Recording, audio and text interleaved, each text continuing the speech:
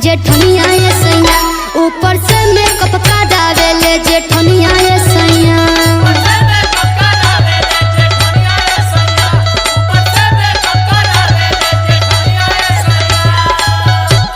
अरे बाप रे बाप, तोरो कौनो कान भर दलस का? कान ना, ठंडी के दिन आ गइल बा, एगो भैसलिनो लिया के देले बड़ा। अरे सुना सुना का बोलो?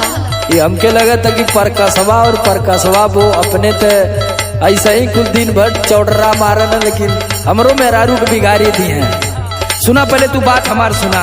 हाँ बोलो। तू का सोचलू कि हम तोरे बारे में ना सोचीला? अरे तू ना सोचेला ना, तबे तो कहता नहीं। अरे तोहरे ही बारे में हम दिन रात सोचत सोचत ऐसा हो गली। सुना। हाँ सुनाओ। काहे टेंशन ले लू, सही लगे लू तू बढ़िया।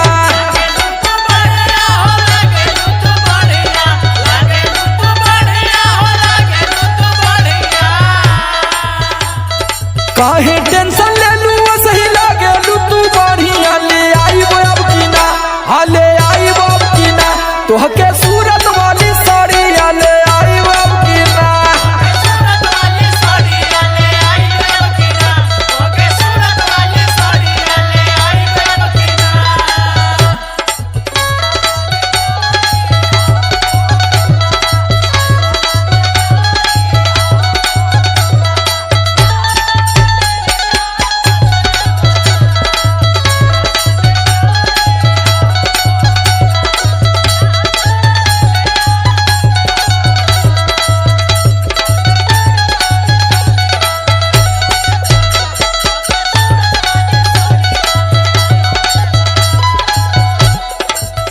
सुना। सुनावा। जब कहे नहीं तो कहेला कि कहतड़ी। कहला जितना तोके कहे के आज 4 महीने से कुछ लिया के दिले बड़ा। अरे तो 4 महीना से देखत ना हो कि हम तो यही कुल काम धाम में फसल ही, कहीं जात ही घर दुआर छोड़ के। हाँ तो सुनो। सुनावा। घर में देखो सबके में हरिया रहे लिहाई भाई।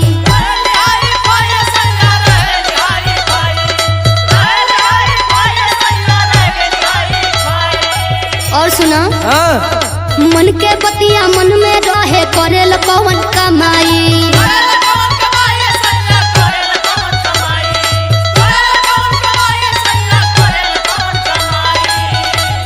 तो का महू घर द्वार छोड़ के बम्बई दिल्ली चल जाए?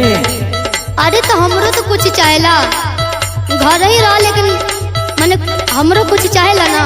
हाँ हाँ चाहेला तो बिकदा, धान का बेन कटल है, गेहूं को बुआई हो जाता तो फिर कुछ करीला। हम अभी देखा तू खाद हो दे तना महंगा हो गया गुल्ले में क्या। सुना। सुनावा। घर में देखो सबके में हरिया रहे लिहाई भाई। मन के बतिया मन में रहे, करेल कौन कमाई।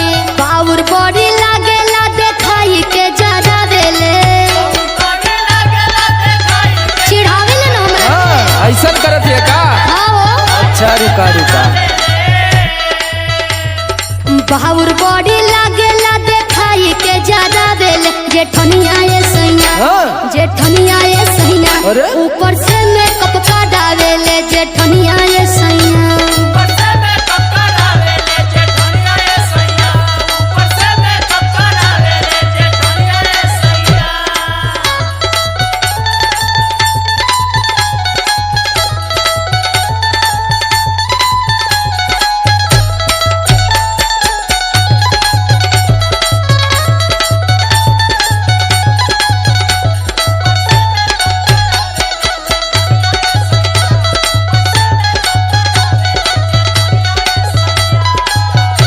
अरे दूसरे का सेलूर देख के लीलार ना फोड़े के है, जितना हमने के है उतने में रहे के है। सुना।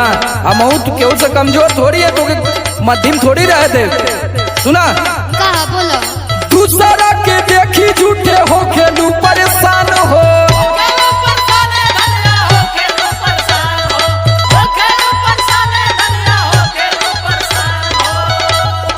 तोहरो सपनवा एक दिन पूरा करब जान हो।